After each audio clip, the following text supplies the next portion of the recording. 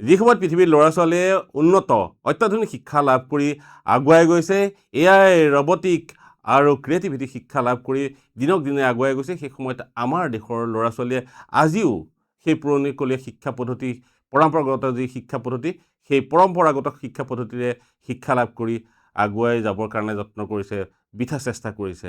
কাৰণ আমাৰ বিদ্যালয়সমূহত আজিও শিকোৱা হয় ডেফিনেশ্যন, সংজ্ঞা কাক বোলে আজিও শিকোৱা হয়।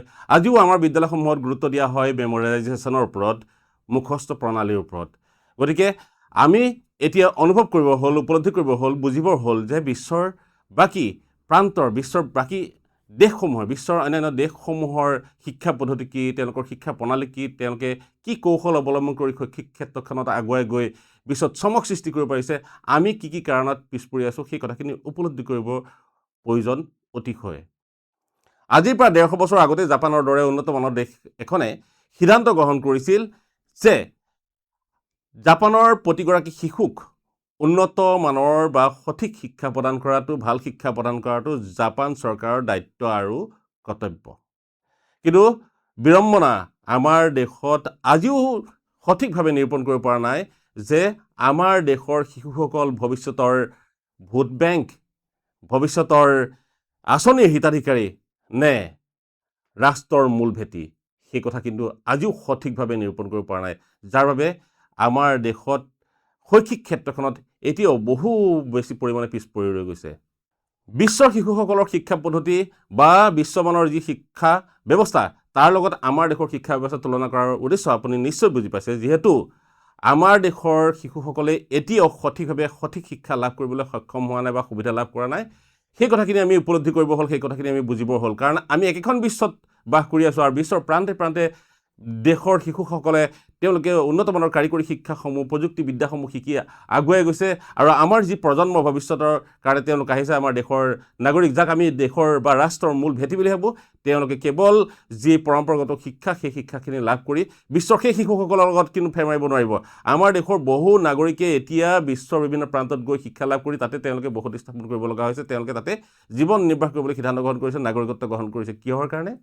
আমাৰ দেশত তেওঁলোকে মিলিব পৰাকৈ সেই ধৰণৰ উন্নত মানৰ ব্যৱস্থা বা সা সুবিধাসমূহ নাই, বা তেওঁলোকে চাকৰি যিটো তেওঁলোকে কৰিছে, সেই কৰ্মটো তেওঁলোকে তাতেই যিহেতু কৰিব লাগিব, তেওঁলোকে এই দেশখনলৈ উভতি অহাৰ কথা নাভাবে।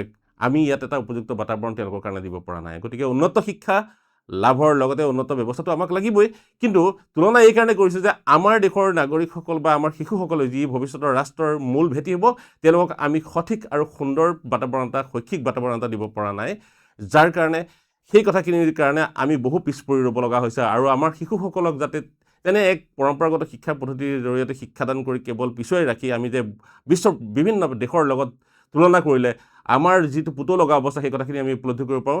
বিশ্বৰ অন্যান্য শিশুসকলৰ তুলনাত আমাৰ দেশৰ শিশুসকল কিমান পিছ পৰি ৰৈছোঁ, সেই কথাখিনি উপলব্ধি প্ৰত্যেকে কৰিবৰ হ'ল। সেইকাৰণে আজি এই আমাৰ দেশৰ যি শিক্ষা ব্যৱস্থা, সেই শিক্ষা ব্যৱস্থাৰ লগত অন্যান্য দেশৰ শিক্ষা ব্যৱস্থাৰ তুলনা কথাটো উপলব্ধি কৰিব লগা আপোনালোকক আগবঢ়াই দিছোঁ বিষয়টো। কাৰণ আজিও পুতৌ লগাকৈ আমাৰ দেশৰ নাগৰিকসকলে লোকৰ নীতি বচন, লোকৰ পৰামৰ্শ আৰু লোকৰ বিবেকৰ মতেহে চলিব লগা হয়। আনকি অতি গুৰুত্বপূৰ্ণ স্পৰ্শকাতৰ বিষয়, যিটো অতি একান্ত ব্যক্তিগত, ভোটাধিকাৰৰ দৰে গুৰুত্বপূৰ্ণ বিষয়টো, স্পৰ্শকাতৰ বিষয়টো আমি লোকৰ পৰামৰ্শ বা ইস্তাহাৰ বা প্ৰভাৱ বিস্তাৰ কৰা ব্যক্তিৰ দ্বাৰা পৰামৰ্শত পৰি বা লোকৰ প্ৰৰোচনাত পৰি আমি ভোটদান কৰিবলৈ যাওঁ, যিটো আমাৰ একান্ত ব্যক্তিগত। আমাৰ উন্নত বা সঠিক শিক্ষাৰ অভাৱত আমি এনেধৰণৰ লোকৰ দ্বাৰা পৰিচিত হৈ আমি সিদ্ধান্ত ল'ব লগা হয়, যিটো এখন দেশৰ কাৰণে কিন্তু ভয়াৱহ। সময় কিন্তু সমাগত, আমাৰ হাতত দুটাই ৰাস্তা আছে, দুটা ৰাস্তাৰ ভিতৰত আমি যিকোনো এটা বাছি ল'ব লাগিব। প্ৰথম সহজ পথটো হৈছে যে যি ধৰণে চলি আছে তেনেধৰণে চলি থাকক, যেনেকৈ গৈ আছে সকলোবোৰ চলি থাকক, আমি কোনো ধৰণৰ শিক্ষা সংস্কাৰ কৰাৰ কোনো দৰকাৰ নাই। আমাক প্ৰতি বছৰে নতুন নতুন আঁচনি দি আছে, সেই আঁচনিসমূহ লৈ আমি হিতাধিকাৰী হৈ জীৱন নিৰ্বাহ কৰিছোঁ।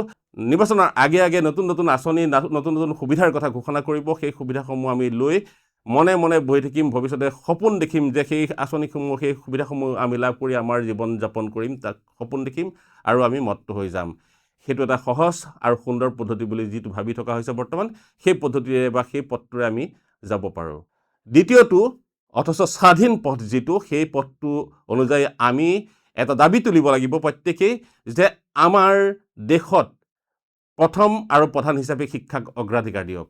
আমাৰ দেশত প্ৰথম আৰু প্ৰধান হিচাপে শিক্ষাক অগ্ৰাধিকাৰ দিয়ক। আমাৰ দেশৰ প্ৰতিগৰাকী শিশুৱে প্ৰতিখন বিদ্যালয়তো উন্নতমানৰ শিক্ষা লাভ কৰিব লাগিব, প্ৰযুক্তিবিদ্যাৰ শিক্ষা লাভ কৰিব লাগিব, কাৰিকৰী বিদ্যাৰ শিক্ষা লাভ কৰিব লাগিব আৰু কোডিং, থিংকিং, লিডাৰশ্বিপৰ দৰে যি অত্যাধুনিক শিক্ষা, সেই শিক্ষাখিনি লাভ কৰি তেওঁলোকে যাতে আগুৱাই যাব পাৰে, আমাৰ দেশক আগুৱাই নিব পাৰে, তেনেধৰণৰ শিক্ষা প্ৰদান কৰিব লাগিব প্ৰতিগৰাকী শিশুক। সেই ব্যৱস্থা থাকিব লাগিব প্ৰত্যেকখন বিদ্যালয়ত।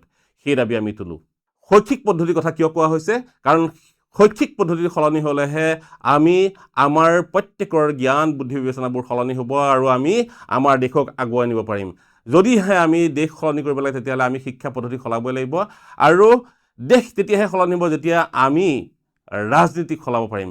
আমি যদিহে ৰাজনীতিক সলনি কৰিব পাৰোঁ তেতিয়াহ'লে আমাৰ দেশখন নিশ্চয়কৈ আগুৱাই যাব। আৰু সেইকাৰণে কৈছোঁ আমাৰ শৈক্ষিক পদ্ধতিটো শিক্ষা ব্যৱস্থাটোক অত্যাধুনিক কাৰিকৰী বিশ্বমানৰ কৰিবলৈ আমি দাবী তোলোঁ আহক।